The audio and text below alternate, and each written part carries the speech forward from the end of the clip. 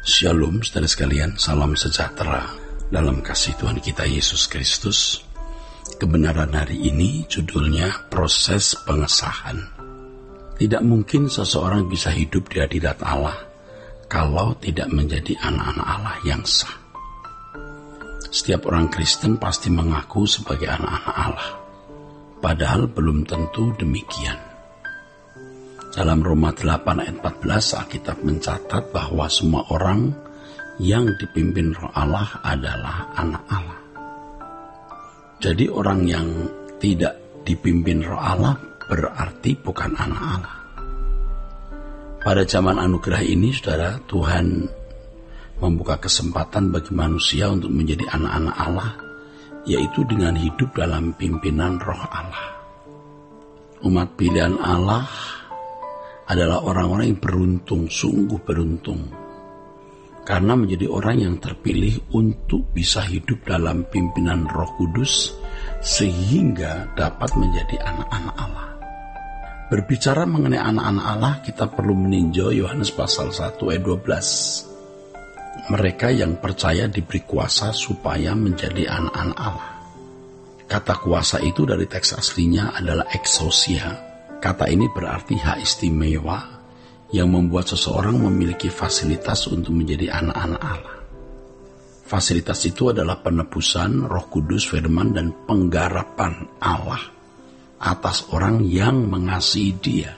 Jadi kuasa tersebut tidak otomatis membuat seseorang menjadi anak Allah. Kuasa itu diberikan supaya kita menjadi anak Allah. Tujuan keselamatan pada intinya adalah menjadikan anak manusia berubah sehingga berkeadaan sebagai anak-anak Allah.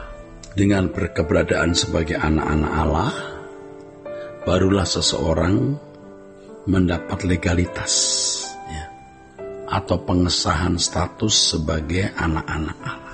Seseorang hanya dikatakan berstatus sebagai anak-anak Allah kalau berkeadaan sebagai anak-anak Allah.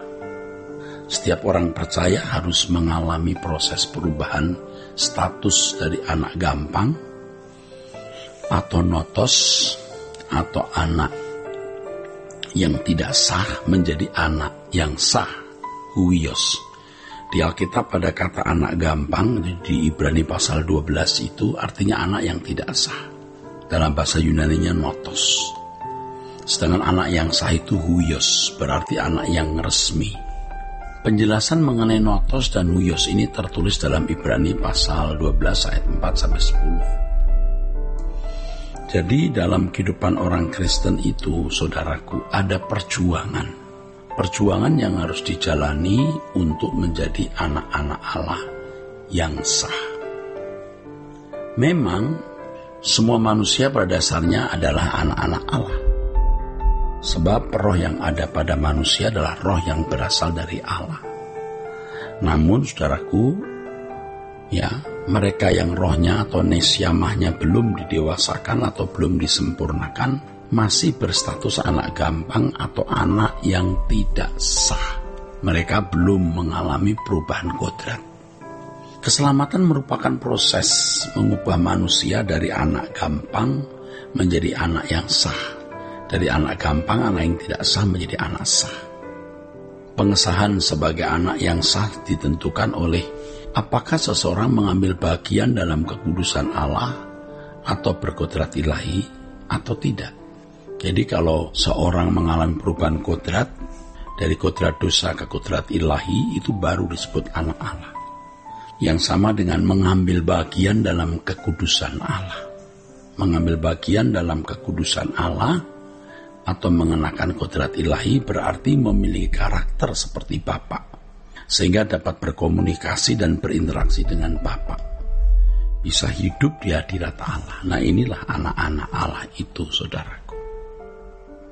Firman Allah berkata, kalau seseorang tidak menerima didikan Bapa, berarti ia adalah anak gampang. Tentu saja orang-orang Kristen seperti ini, tidak mengerti hak dan kewajibannya sebagai anak-anak Allah. Mereka pasti hidup dalam percintaan dunia. Mereka yang tidak serius dan tidak tekun belajar kebenaran firman Allah dan tidak bertumbuh dewasa, tidak pernah menjadi anak-anak Allah. Orang-orang Kristen yang tidak tekun belajar firman, tidak bertumbuh dewasa, pasti tenggelam dalam kenyamanan menikmati dunia ini. Ya, menikmati rumah, mobil, hiburan dunia. Hiburan dunia maksudnya perhiasan, barang branded, dan kesenangan-kesenangan dunia lainnya yang dianggap merupakan hal yang penting atau utama, bahkan dianggap lebih penting dan lebih utama dari Tuhan sendiri. Mereka akan terus berusaha menambah kekayaan sebagai kesenangan atau kebahagiaan dan jaminan hidup. Dengan cara hidup demikian, mereka merendahkan nilai-nilai rohani dan kekekalan.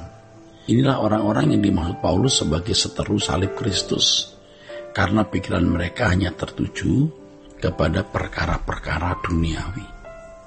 Ya, mereka pikirannya hanya tertuju kepada perkara-perkara duniawi.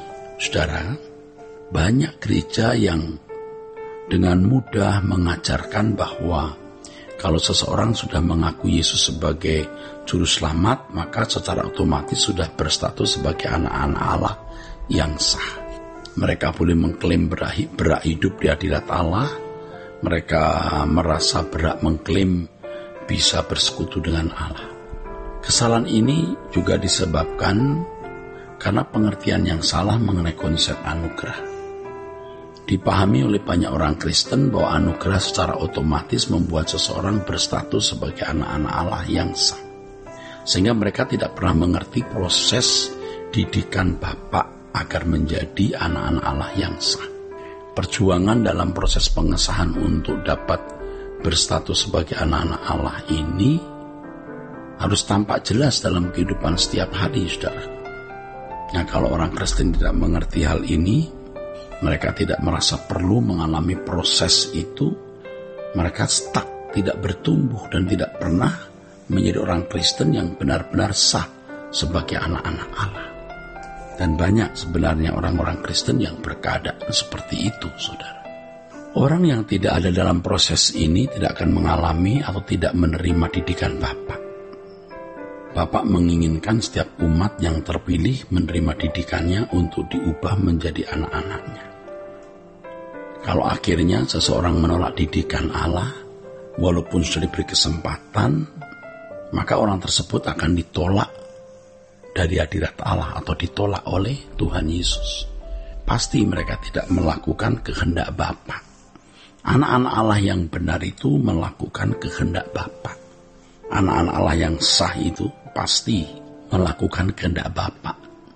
Dan orang-orang seperti ini, orang-orang yang bisa menikmati Allah dan tidak menikmati dunia.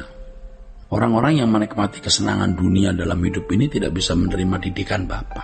Mereka tidak dapat menjadi dewasa sebab tidak mungkin seseorang dapat menjadi dewasa tanpa didikan Bapa. Mereka tidak pernah mengambil bagian dalam kekudusan Allah. Dan dengan keadaan ini, mereka tidak dapat hidup di hadirat Allah. Oleh sebab itu, mari kita bertumbuh menjadi anak Allah yang sah, supaya kita bisa hidup di hadirat Allah. Tuhan memberkati saudara sekalian. Sola Gracia.